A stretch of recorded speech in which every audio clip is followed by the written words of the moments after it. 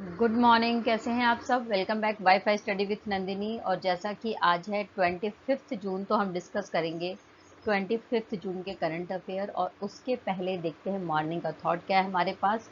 और उसके भी पहले आप सबसे रिक्वेस्ट है कि प्लीज़ चैनल पर बने रहिए, लाइक करते रहिए, शेयर करते रहिए।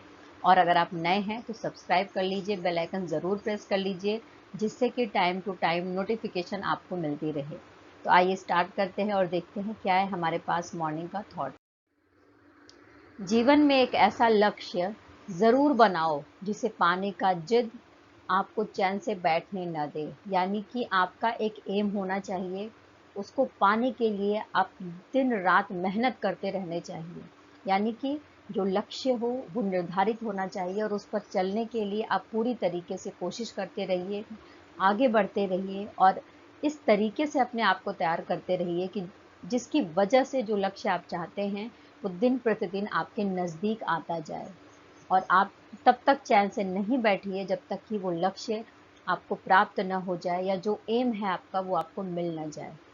तो निरंतर मेहनत करते रहिए, आगे बढ़ते रहिए और लक्ष्य ज़रूर बनाइए। छोटे छोटे गोल्स बनाइए और छोटे छोटे गोल्स को अचीव करने की कोशिश करिए। और निश्चित ही जब आप छोटे छोटे गोल अचीव करते हैं तो एक दिन जो बड़ा गोल है वो भी अचीव हो जाता है। तो इन्हीं विचारधाराओं के साथ में स्टार्ट करते हैं आज की अपनी क्लास को। फर्स्ट जो हम बात कर रहे हैं वो है नाविक का अंतर्राष्ट्रीय दिवस, यानी इंटरनेशनल डे ऑफ द सी फेयरर के बारे में बात कर रहे हैं, जो हर साल 25 जून को मनाया जाता है। और इस बार भी 25 जून को हम ये डे सेलिब्रेट कर रहे हैं।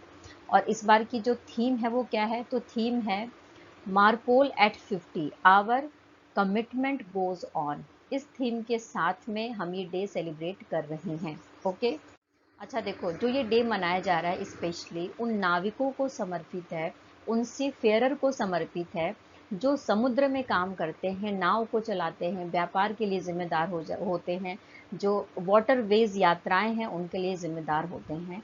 और उनका जीवन निश्चित ही एक टफेस्ट उनका जीवन होता है, क्योंकि एक जगह से दूसरी जगह पर जाना, समुद्र की यात्रा करना आसान काम नहीं है। तो उनके लिए समर्पित है इंटरनेशनल डे ऑफ द सी फेयरर, जिसको फर्स्ट टाइम कब मनाया गया था? तो फर्स्ट टाइम बनाया गया था 2011 में। Okay, clear.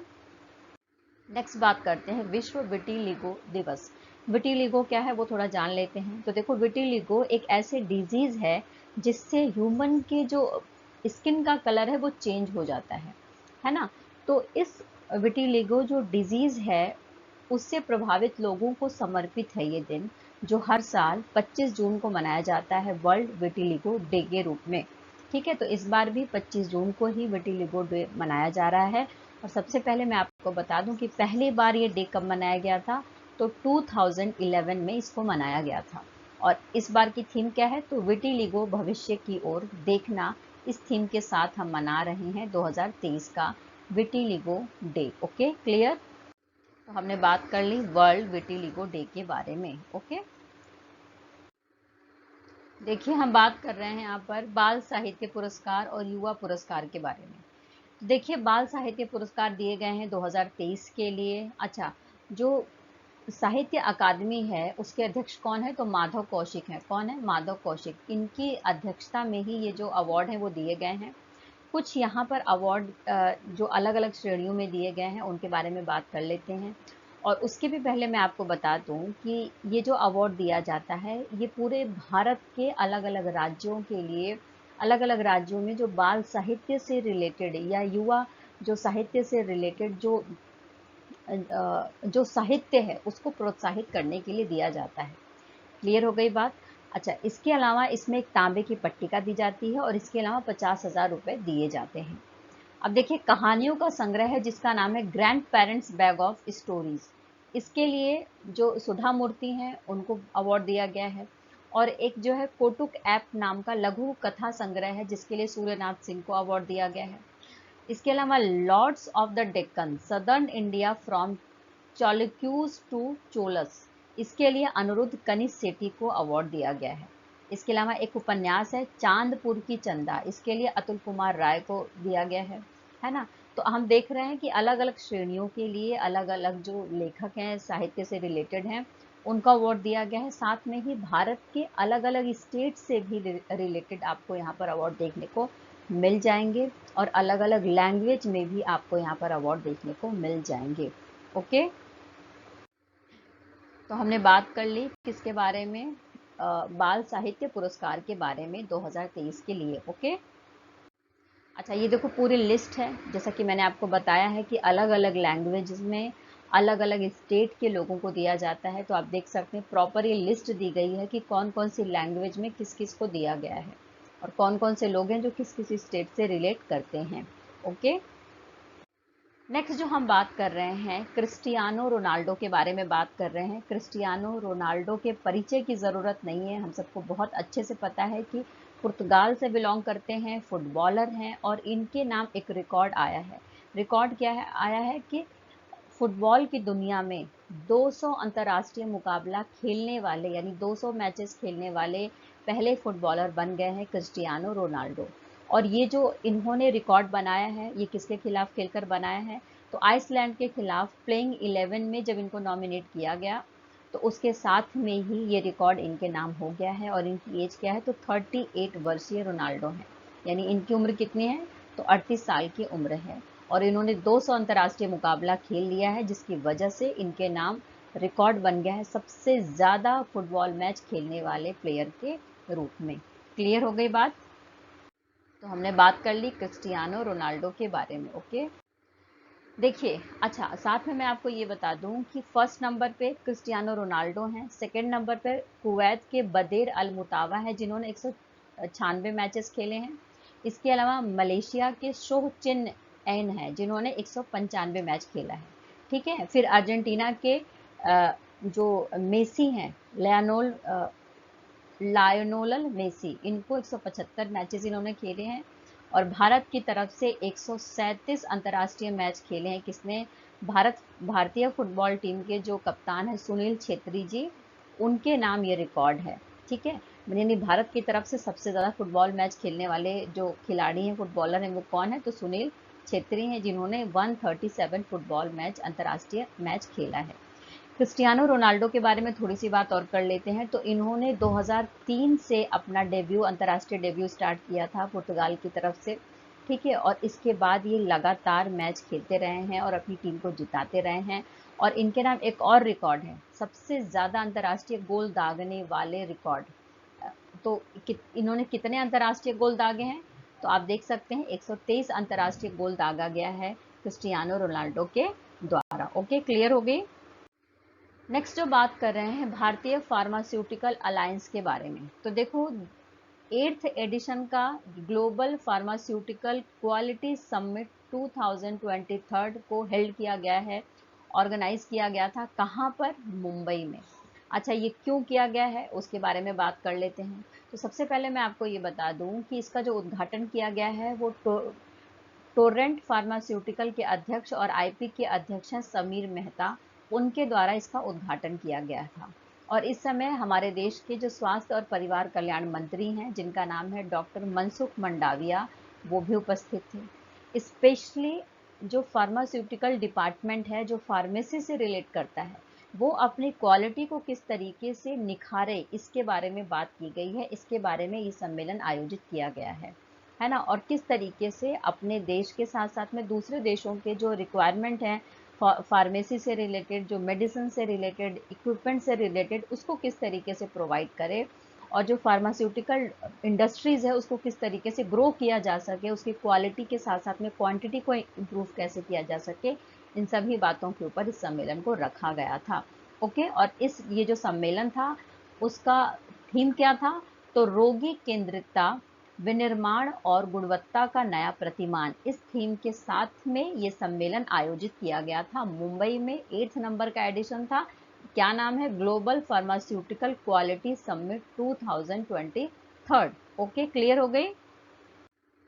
तो हमने बात कर ली भारतीय फार्मास्यूटिकल अलायंस के द्वारा आयोजित किया गया था global pharmaceutical quality summit. Okay, अब देखो इंडियन फार्मास्यूटिकल अलायंस यानी आईपीए क्या है, इसकी स्थापना कब हुई थी। तो इसकी स्थापना के बारे में बात करें तो 1999 में हुई थी। कहाँ पर, मुंबई में। है ना। और स्पेशली ये काम ही इस बारे में करती है कि किस तरीके से जो मेडिसिन है, जो फार्मेसी से रिलेटेड डिपार्टमेंट है, इंडस्ट्रीज़ हैं, उसको किस तरीके से ग्रो किया जा सके, क्वालिटी प्लस क्वांटिटी दोनों को इम्प्रूव किया जा सके। ओके, नेक्स्ट जो हम बात कर रहे हैं वो संगारेड्डी जिले में, संगारेड्डी जिला कहाँ है, तेलंगाना का एक जिला है। तो तेलंगाना के संगारेड्डी जिला में जो तेलंगाना के मुख्यमंत्री हैं के चंद्रशेखर राव जी, उनके द्वारा मेधा रेल कोच फैक्ट्री का उद्घाटन किया गया है। यानी तेलंगाना का जो संगारेड्डी जिला है वहाँ पर एक मेधा रेल कोच फैक्ट्री का उद्घाटन किया गया है। किसके द्वारा, वहाँ के मुख्यमंत्री के चंद्रशेखर राव के द्वारा। किसके द्वारा, वहाँ के मुख्यमंत्री के चंद्रशेखर राव के द्वारा। साथ में मैं आपको बता दूं कि मेधा ने 2017 में ही तेलंगाना सरकार के साथ में टाई अप कर लिया था, और उसके साथ में टाई अप के बाद में 2017 से इन्होंने काम स्टार्ट किया था, और लगभग 100 एकड़ भूमि पर इन्होंने अपनी जो कंपनी है, जो फैक्ट्री है, उसको बना ली है। अच्छा, साथ साथ में मैं आपको ये भी बता दूं कि जो मेधा रेल कोच फैक्ट्री है वो क्या काम करती है। स्पेशली जो टेंडर्स मिलता है इंडियन मार्केट से, उसको पूरा करने का काम करती है, और इसके अलावा ऐसे चीज़ें बनाती है जो भारत के बाहर भी निर्यात हो सके। यानी दोनों के जो मार्केटिंग वैल्यू है और मार्केटिंग में जो डिमांड है जिन चीज़ों की, उसको बनाने का काम करती है मेधा रेल कोच फैक्ट्री। क्लियर हो गई बात, समझ में आ गई। अच्छा, साथ में ही अगर इसके टर्नओवर के बारे में बात करें तो इस कंपनी का टर्नओवर कितना है, तो 2500 करोड़ रुपए इसका टर्नओवर है, और इसमें लगभग 5000 लोग काम करते हैं। ठीक है, और ये फैसिलिटीज़ प्रोवाइड करती है, इंडियन मार्केट से टेंडर लेती है, उसको पूरा करने का काम करती है, और जो जो लगभग एशियन पैसिफिक रीजन है, तो एशियन पैसिफिक रीजन में भी जो डिमांड है उसको फुलफिल करने का काम करती है। क्लियर। देखिए, बेल्जियम की राजधानी है ब्रुसेल्स। ओके, तो ब्रुसेल्स में ही विश्व सीमा शुल्क संगठन यानी WCO की एक परिषद की बैठक हुई थी, और इस बैठक के दौरान ही समझौता हुआ है किसके बीच में, भारत और UAE यानी संयुक्त अरब अमीरात के बीच में समझौता हुआ है।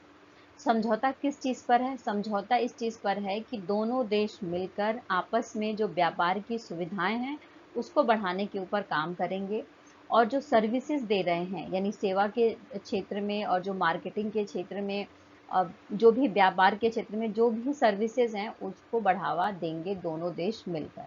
और इसके लिए जो भी आर्थिक ऑपरेटर के रूप में काम कर रहे हैं दोनों देशों के बीच में, उनको ज़्यादा से ज़्यादा स्थापित करने की बारे में बात की गई है, और उनको ज़्यादा से ज़्यादा प्रोत्साहित करने के बारे में बात की गई है। ओके, तो हमने बात कर ली भारत और UAE के बारे में। ठीक है,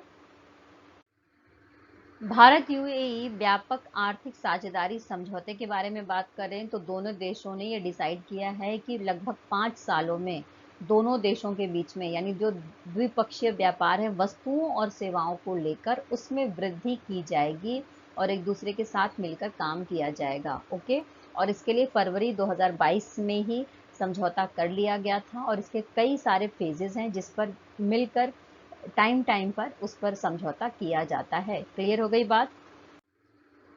देखिए, जो रूसी नौसेना है उसके कमांडर इन चीफ ने ये कहा है कि जो रूसी नौसेना का नए फ्रिगेट और कारवेट हैं उसमें अब जो हाइपरसोनिक जिरकोन मिसाइलें शामिल करी जाएंगी।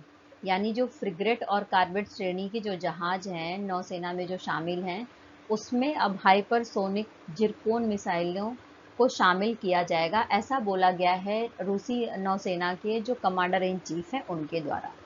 अच्छा, साथ में मैं आपको बता दूं कि ये जो जिरकोन हाइपरसोनिक मिसाइल है ये क्या है और इसको क्यों शामिल करने के बारे में बात की जा रही है। सबसे पहले तो मैं आपको इसकी स्पीड के बारे में बता दूं कि जो इसकी स्पीड है लगभग ध्वनि, यानी जो आवाज़ है, ध्वनि है, उसकी स्पीड से 9 गुना तेज़ है ना, और लगभग ये 9500 किलोमीटर प्रति घंटे की रफ्तार से चल सकती है। तो आज जैसा कि आप देख रहे हैं इसकी स्पीड कितनी तेज़ है, एक तो इसकी वजह से जो इसकी मारक क्षमता है वो भी बहुत ज़्यादा है, लगभग 1000 किलोमीटर तक जाकर निशाना लगाकर ये वार कर सकती है। तो अपने आप में देख सकते हैं कि जो हाइपरसोनिक जिरकोन मिसाइल है उसको शामिल करने की बात क्यों कही गई है। क्लियर हो गई बात, समझ में आ गई। तो हमने बात कर ली रूसी नौसेना का के बारे में कि उसका जो फ्रिगेट है और कार्वेट श्रेणी की जो जहाज है उसमें हाइपरसोनिक जिरकोन मिसाइलों को शामिल किया जाएगा। ओके, देखिए जैसा कि मैंने कल की न्यूज़ में बताया था कि जो प्रधानमंत्री नरेंद्र मोदी हैं ये वो यूएसए की यात्रा पर गए हैं, ठीक है। तो जब ये यूएसए की यात्रा पर गए तो दोनों देशों के बीच में एक समझौता हुआ है। समझौता किस चीज़ पर हुआ है उसके बारे में बात हो रही है यहाँ पर। तो जो यूनाइटेड स्टेट है वो एग्री हो गया है जो भारत का स्टील और एल्यूमिनियम का के प्रोडक्ट का जो मार्केट है उसको एक्सेस करने के लिए यूएसए में। यानी कि ये भी बोला गया है कि 70% स्टील और 80% एल्यूमिनियम के जो प्रोडक्ट हैं उसको बढ़ावा मिलेगा, उसको जो है यूएसए में उसकी मार्केटिंग करी जाएगी। और इससे ये भी देखा गया है कि दोनों देशों के बीच में लगभग 35% का व्यापार बढ़ जाएगा। ऐसा बोला गया है भारत का जो उद्योग मंत्रालय है उसके द्वारा, वाणिज्य और उद्योग मंत्रालय है उसके द्वारा। क्लियर हो गई बात, समझ में आ गई। तो the United State has agreed to provide market access to India's steel and aluminium product on 23 June. 23 को ये टाई अप हुआ है और यूएसए के द्वारा ये बात कही गई है। ओके, तो हमने बात कर ली यूनाइटेड स्टेट के बारे में जो क्या कर रहा है, इंडिया के स्टील और एल्यूमिनियम प्रोडक्ट को इंक्रीज कर रहा है उसके व्यापार को। ओके, अच्छा देखो हमारे देश के खेल मंत्री कौन है, तो अनुराग सिंह ठाकुर हैं। कौन है, अनुराग सिंह ठाकुर है, जैसा कि आप स्क्रीन पर भी देख सकते हैं, ठीक है। और भारतीय ओलंपिक संघ की अध्यक्ष कौन है, तो पीटी उषा हैं, जैसा कि आप देख सकते हैं।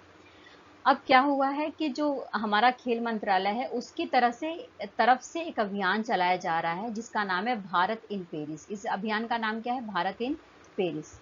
अच्छा, इसके लिए एक मैराथन करी गई है, छोटी सी मैराथन है, 23 जून को करी गई है। कहाँ से, दिल्ली के जवाहरलाल नेहरू स्टेडियम में। ठीक है, समझ में बात आ गई। अच्छा, ये जो अभियान चलाया गया है भारत इन पेरिस, इसका उद्देश्य क्या है। देखो, ओलंपिक 2024 होने वाले हैं फ्रांस की राजधानी पेरिस में 26 जुलाई से लेकर, कब से, 26 जुलाई से लेकर 11 अगस्त तक, ठीक है।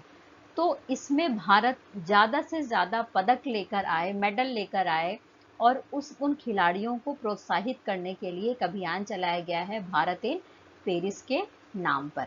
ओके, समझ में आ गया। अच्छा, साथ में मैं आपको बता दूं कि 2024 का जो ओलंपिक है वो पेरिस में होने वाला है, और 2028 का जो ओलंपिक है वो कहाँ पर होने वाला है, तो लॉस एंजल्स में होने वाला है।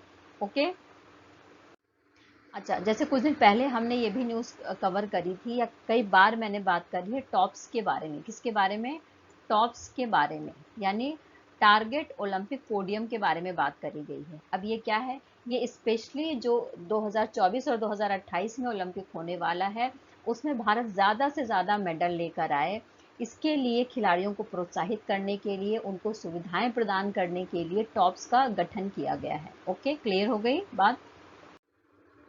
देखिए यहाँ पर एक बुक है जिसके बारे में मैं बात कर रही हूँ। बुक का नाम क्या है, तो बुक का नाम है finance ministers of India from independence to emergency.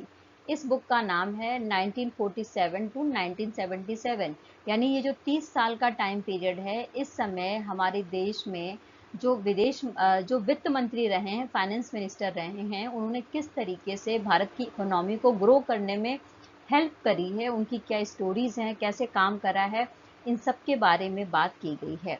और साथ में ही मैं बता दूं कि इस बुक को 3 पार्ट में डिवाइड किया गया है। ये बुक है जर्नलिस्ट ए.के. भट्टाचार्य की, ठीक है। और इस बुक में 3 पार्ट में डिवाइड किया गया है, नेहरू और उनके वित्त मंत्री, शास्त्री और गांधी, इंदिरा गांधी के वित्त मंत्री, और खुद जब फाइनेंस मिनिस्टर के रूप में इंदिरा गांधी काम कर रही थी वो वाला टाइम पीरियड। ओके, बात समझ में आ गई। और ये बुक किसके द्वारा प्रकाशित है, तो पेंगुइन बिजनेस के द्वारा इसको प्रकाशित किया गया है, ठीक है। किसके द्वारा, पेंगुइन बिजनेस के द्वारा इसको प्रकाशित किया गया है, इंडियाज फाइनेंस मिनिस्टर्स। क्लियर हो गई बात, समझ में आ गई। तो हमने बात कर ली इंडियाज फाइनेंस मिनिस्टर जो बुक है उसके बारे में, लिखी गई है जर्नलिस्ट ए.के. भट्टाचार्य के द्वारा। ओके, इस सेशन में इतना ही, फिर कल मिलेंगे नए न्यूज़ के साथ में, नए करंट अफेयर के साथ में। तब तक टेक केयर, बाय बाय। खूब खुश रहिए, खूब मेहनत करते रहिए और खूब आगे बढ़ते रहिए। और प्लीज़ चैनल को लाइक करते रहिए। आपके लाइक करने से मुझे हिम्मत आती है, काम करने का मन करता है। और अगर आप स्टूडेंट हैं, नोट्स बनाना चाहते हैं, तो टेलीग्राम के लिंक पर जाकर आप अपने नोट्स भी बना सकते हैं। Take care, bye bye.